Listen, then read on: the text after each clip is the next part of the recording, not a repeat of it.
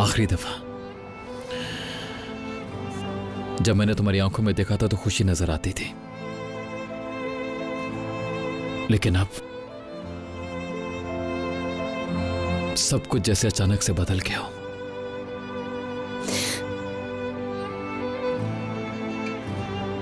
कहते हैं कि हवा चाहे जितनी भी तेज हो, एक बाप को कभी भी नहीं हरा पाती।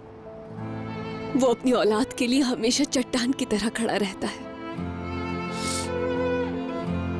मैं बिल्कुल नहीं जानता इस बारे में, क्योंकि मैंने कभी देखा ही नहीं कि बाप का प्यार क्या होता है। जब एक बाप जिंदा होता है तो हर मुश्किल आसान लगती है। आपको किसी भी चीज का मुकाबला कर लेते हैं, गिरने लगते हैं तो सहारा मिल जाता है। आपको याद नहीं कि किसने बताया ये सब कुछ मुझे।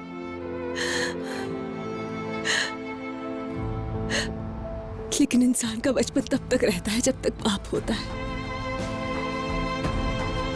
बचपन खो जाता है बाप के बाद। ख्वाहिशें मर जाती हैं बाप के साथ।